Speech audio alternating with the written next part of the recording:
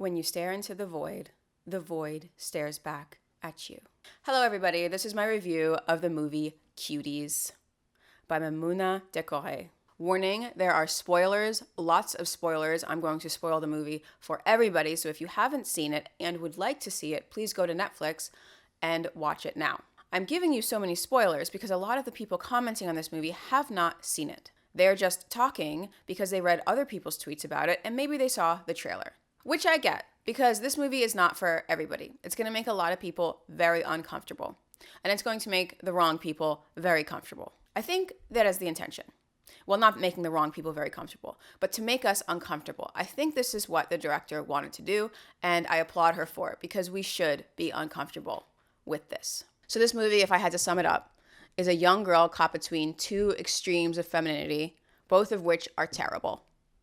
And she has to find her own way without any guideposts. This movie was intriguing to me because, as you know, if you watch my channel, this is a topic I cover, and I care very deeply about the over-sexualization of young girls. Also, I have lived in Paris and I have lived in a majority Muslim country, so I understand their takes on femininity. So let's start with the recap. Our protagonist's name is Amy. Amy and her family are moving into a new housing complex where their aunt also lives. We start the movie at the mosque. They're having group prayer, just the women. And the prayer leader is reminding them how important it is for women to be chaste and good and obedient. Amy lives with her mother and her brother and the baby. I'm not sure if the baby is a boy or a girl, but the baby's about 1 year old. So her mother's hands are completely full. She really depends on her aunt to help her raise the children. And Amy, of course, is taking on responsibilities well past her 11 years. After prayer, Amy goes into the laundry room and she sees what seems to be a young woman dancing very provocatively. When I was watching this, I wasn't aware of this young woman's age. Until we saw the face, I thought she had to be at least 16 years old. Turns out, this girl is about 11, Amy's age. Her name is Angelica. And that reveal is intentional because we're supposed to look at her, think she's sexy, and then think, oh my God, she's just a kid. Now, Amy is just going to a new school. She kind of gets picked on at school because she's nerdy, she's a good girl, basically. And she's a young girl. She's 11 years old and she acts like an 11-year-old. But in this place, you're not supposed to act like an 11-year-old. The 11-year-olds act like 16-year-olds. Her friend from the complex, Angelica, hangs around these sort of young, cool girls, these fast girls. She has a dance team. I don't want to call them thoughts, but future thoughts in the making. While looking after her brother and the baby, Amy sees Angelica and her friends dancing. She kind of spies on them, and they're not very happy about that. So they bully her about it. But she just says, I was curious. I wanted to see what you were doing. Slowly, she integrates herself into the group and joins the dance team. You can see that Amy is really interested in female sexuality because she's not been educated about it at all at home. What she sees about the role of women is actually very regressive and very painful because we learn that her father isn't just home for a visit. He's taken a new wife. And Amy's mother has to accept this wife into their home. They all have to live together. This to me is the worst part of the movie, but I'll get back to that later. What we also see here is Amy's aunt bullying the mother, forcing her to make phone calls to different members of the family and say, oh, I'm so happy that he found a new wife. I hope they have plenty of children and all this nonsense while she's fighting through tears. It's really messed up. Really messed up. Amy is able to make her way onto the dance team after they kick Jasmine out for acting like kind of a jerk. Also, Amy steals her cousin's cell phone, which is one of the many behaviors that she does that we would classify as acting out. Acting like a bad girl, really doing things that she knows are wrong. Because the cell phone is expensive, and her cousin needs the cell phone. With the cell phone, she goes online and she sees things that are completely inappropriate. I think she's watching the WAP video. I'm not really sure, but it's like the WAP video, basically what she sees online. And that's something she has never been exposed to. She can't tell her family about, and she can't ask her mother, hey mom, what is this? Because she's not supposed to have the cell phone to begin with. So she just has to fill in the blanks in her own mind. She has to learn about Western femininity through the cell phone because she wants to be in the cool girl club. One interesting scene in the movie is when she's in the bathroom and the cool girls are watching porn on the cell phone. They don't show the pornography, but they describe what's happening. It's really shocking to see that girls this young are watching pornography. But when you think about it, anyone who has a cell phone has access to it. So once Amy gets into the group, she really excels. You got to give it to her there. Her thoughtdom is at 10. In fact, because she has the cell phone, she's able to show the other girls in the group things that they wouldn't have been exposed to otherwise too. Around the middle of the movie, somewhere deep in the second act, Amy gets her period. And she gets a speech from her aunt who says that when she got her period back in Senegal, she was married pretty much the next day. And that because Amy has gotten her period, she's a woman now. This is also very disturbing because it's true and it's accurate, and women are married off as soon as they're able to bear children. And it's awful because it leads to serious medical problems for a young girl to give birth when her hips aren't ready for it. So not only is she teaching these girls new things and learning from them new things, but she kind of turns out to be a corrupting influence on the group because their dances at the beginning, they're cute. They're actual dances. They're actually moving around. There's, I would say, physicality involved, not quite acrobatics, but they're actually doing dances. Something that if I saw my niece do, I'd be like, oh yeah, that's cool, that's fine. Perfectly acceptable. But then Amy gets the cell phone, learns how to twerk, and teaches them how to twerk, which ruins the whole choreography, in my opinion, because they're not ready to twerk. They're not very good at it. It's not even just twerking. She teaches them how to put their finger in their mouths and act sexual and seductive and in ways that just is completely inappropriate for girls their age. And of course, we don't want to see it. But we do see it. We see a lot of it, probably about 5 additional minutes that we don't necessarily have to see. So Amy takes to the group very quickly. She takes to the new lessons of Western femininity very quickly. She learns how to dress, and she goes to school looking much older than her age. There's a scene at the laser light show where she's doing this little dance for these 2 men, and one of the men is disgusted, but you can tell the other man is kind of intrigued, and that is disturbing because it does acknowledge pedophilia, that it exists, and that a lot of these men would be willing to engage. We know historically speaking, a lot of them did. Now it just happens to be against the law. But the scene at the laser light show really shows you that, oh, okay, it's still there. And the director acknowledges that it's still there. It's also that they got in trouble at the laser tag and she's using her body to get out of it, which isn't the only time she does this. When her cousin catches her with a cell phone, she attempts to seduce him, which kind of sickens her cousin, and he pushes her away. Now, when this happens, she goes into the bathroom and takes a picture of her private area, and she posts it online. Please never, ever, ever do that. For any reason. There's enough pictures of vaginas on the internet. Nobody needs to see yours. If somebody asks to see a picture of your vagina, just give them a random picture of a vagina that's already online. How do they know it's not yours? Come on, girls. Now, throughout the movie, she'd been posting on the phone more and more sexual things. And of course, this is the peak. She has to do 100 because she has to give the phone back. Now, her posting the picture of herself gets her ostracized from the group.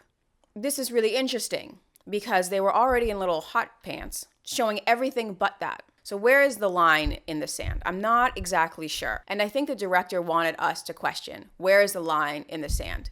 Can we be in a thong, but we can't take the thong off? Well, what's the difference? Like I said, everybody knows what's under there. So her having posted a picture of her parts on the internet does not sit well with her mother. Her mother completely freaks out. Keep in mind, her mother's been having a slow mental breakdown the whole movie. Her life has been severely damaged by the decisions of her father. Her father suffers absolutely no consequences. In fact, Amy and her mother have to cook the wedding banquet. Like, excuse me? No. Very interesting. The scene that was on the original poster of them running through the streets throwing bras in the air happens because Amy steals hundreds of dollars from her mother. Hundreds of dollars from her mother and takes her friends on a shopping spree. This is another time where Amy steals and actually really acts in a very harmful way towards her family, especially her mother, her poor mother. Oh my goodness, the mother. They should make another movie on the mother because what she has to go through, barbaric, archaic, I don't know How else to describe it? Her mother actually passes out at some point from stress, and Amy doesn't even go to help her. She's doing the exact opposite of what the prayer at the beginning told her to do, which is be good and help your mother. She has done a complete 180 and is doing as much damage as she possibly can. What's interesting about this scene where they're running through the streets throwing bras in the air is the song that's playing. It's Vivaldi Cum Dederit. And the lyrics to that are, excuse me, I do not have this memorized. The Lord will to his beloved give it in their sleep. Lord's gift are the children. His grace is the fruit of the womb. Musically, it's better. Like when you hear it like that, you're like, oh, that song is garbage. It's not garbage. It's a beautiful song. It's pretty basic. It's a very basic song lyrically. But there's meaning to that because she has just gotten her period and we are dealing with what is a woman's role, just to bear children. Well, it hasn't worked out very well for the mother, has it? So after Amy shows her vagina to the public, which she should not have done, she gets kicked off the dance team because they don't want to be considered thoughts, even though they've been thoughts the whole movie. And Amy cannot process it. She's like, what about the dance? What about the dance? We're like, girl, you are not in the dance anymore. And Amy really can't deal with this. So this leads to maybe the second worst part of the movie. Before the final performance, Amy pushes Jasmine into the river. And Amy doesn't do anything to help her. Can I just say poor Jasmine? Because she's already big. She gets beaten up. She turns bulimic so she can fit into the outfits. Plus she almost drowns in this river because she clearly can't swim. No one's ever taught this poor girl how to swim. She gets to a buoy and she lives. So there's that. So we get to the dance competition and the girls are about to go on. Their name is the Cuties. Very cute. So they perform this very provocative dance and the crowd is horrified. Except the judges are kind of intrigued and there's one guy that's a little bit too interested. It's like the laser hall again. It's like, guy, you're not supposed to like this. And the director points that out. Like, this guy, he's weird. You're not supposed to like this. Everybody else is like, oh my God, what are they doing? Which, from what I hear, is how the director got the idea to make this movie. She saw girls twerking and she was completely horrified by it. Halfway through the dance number that they've been working for the entire movie, she stops dancing and she starts crying. And she runs home to her father's second wedding. Which, can I just say how horrible this is? Because I don't care if what you're doing is jailbait. The show must go on. You do not stop the show. You keep dancing. Even if it's to the shame of your family and your community. You finish the number. You have committed to this. You are the one who taught them how to twerk, girl.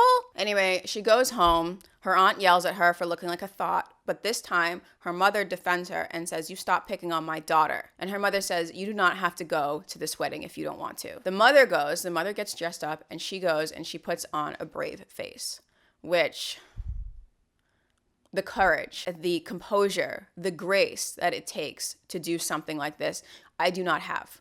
I would have acted a damn fool at this man's wedding. I would have ruined the whole thing. So when her mother tells her that she doesn't have to go to the wedding, it's the first time that her family has said, you have an option. You don't have to do this. And it's coming from her mother, who has just gone through what can only be described as hell and probably doesn't want the same thing for her daughter. So she says, if you don't want to go to your father's wedding, you don't have to. And instead of putting on the dress she was supposed to wear, she takes off the competition uniform and puts on what can only be described as a cute little JCPenney outfit. Jeans and a long shirt.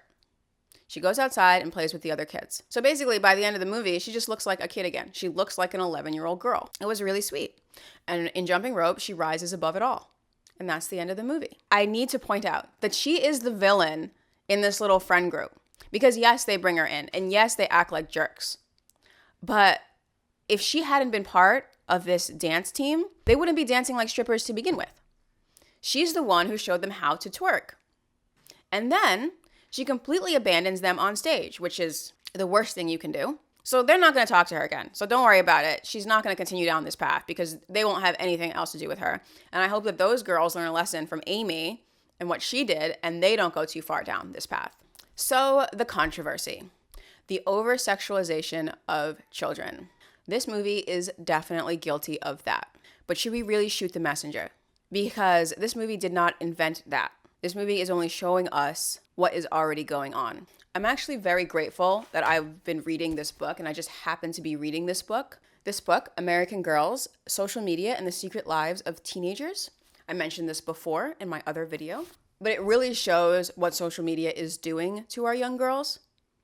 This movie did not invent that. It's just showing you what they're exposed to on a daily basis. Literally dozens of times a day, they're given messages that you are supposed to be sexy. You have more value if you are sexy.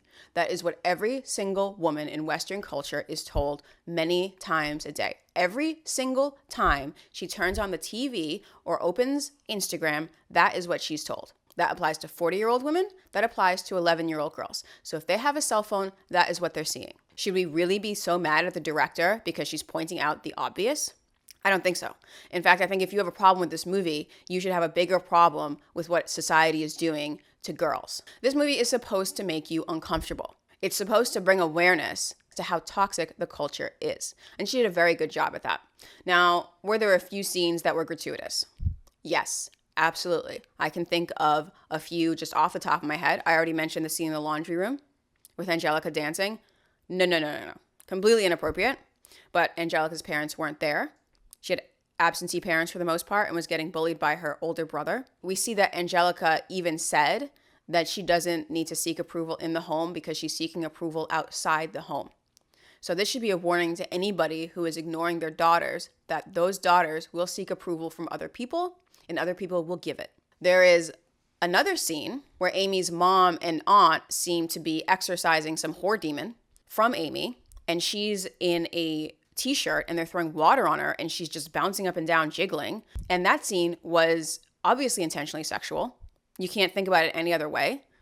Plenty of pedophiles are going to love that scene. And I don't know if it was completely necessary. Now, this is a French film. They have different standards of necessary than we do. I don't think an American director would ever even consider doing that. And no American studio would ever fund that. And now another example, the dance scene on the stairs.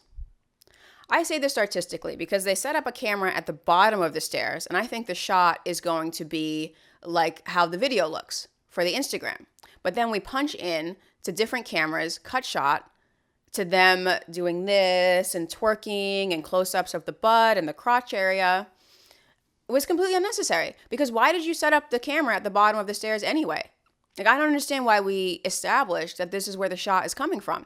You're like, oh, that's super petty. Agreed.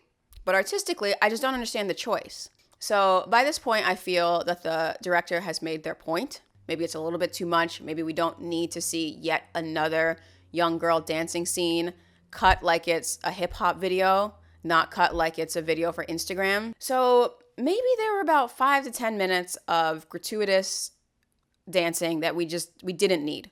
It's important to note that Amy doesn't have a single example of how to integrate Western femininity. She does not have a single good example of what it means to be a woman because her mother apparently had been a good wife her entire life, did everything she was supposed to do, and now what is happening to her?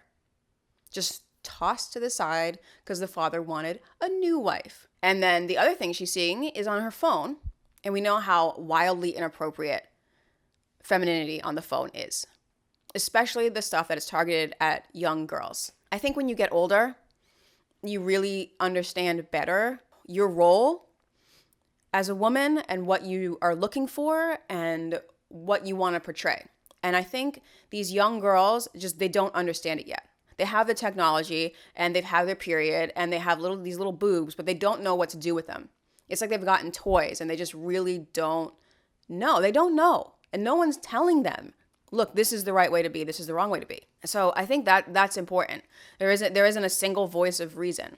And you see these girls are very curious because they say things like, oh, you get pregnant when he pees in you or things like this. And they don't know. That's what 11-year-olds think. But in addition, they have access to just the worst type of pornography on their phone and they're watching it. And they can get themselves in a lot more trouble than they understand, which Amy does by showing the world her privates. Now, there is a larger controversy, and people are asking for Netflix to take this movie down. Netflix should absolutely not take this movie down, because if you believe in free speech, you believe in free speech for this too. It's okay here and it's not okay there. The director has made a point. She's made a piece of art. People have funded it. It has been produced. It's out there. And it can be helpful to a lot of people, especially parents who are not aware of what is happening to their daughters. So should Netflix just go take it down and rob people of the chance to see something like this? Absolutely not. I'm sorry. I'm sorry if it makes everybody in the world uncomfortable. On the side of art versus censorship, I'm going to take art side. If society is not in a place where we can integrate these lessons, maybe our society is failing. The fact that this movie had to be made is a sign of a failing society. Like, to be perfectly honest, I'm going to do a video book report of this book because it's terrifying. I didn't get a cell phone until I was 16. The fact that girls are getting this technology and these images so early should really be a wake-up call to a lot of people. Because what do you do on your phone? Well, they do the same thing. And they might do it more because it's new to them. So if you have a problem with this movie, you have a problem with society, and maybe efforts should be taken to rectify that. The movie exists, and it's a very important message. And if you were upset by this movie, good for you. Please take note when you're raising your daughter that this is what she's being exposed to. Don't give her a cell phone until she's at least 14. Maybe a flip phone before. And then even 14, I still think that's too young. Honestly, I see some adults who can't handle the responsibility of a smartphone and social media.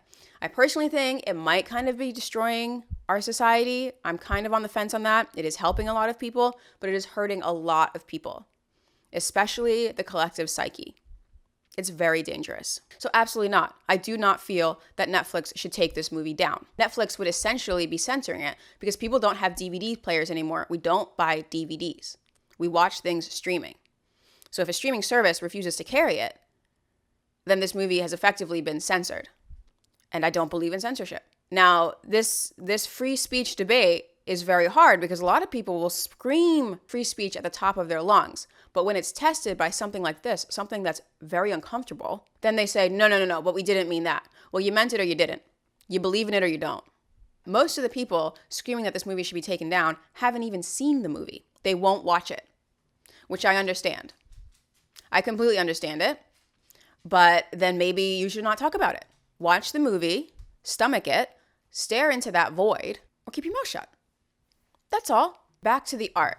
People are coming at this director because she made something important. She actually did it well. With the exception of a few artistic choices here and there, I think she did a really good job and that this is an impressive first movie. Because the subject matter is so uncomfortable, it doesn't mean that the art isn't good.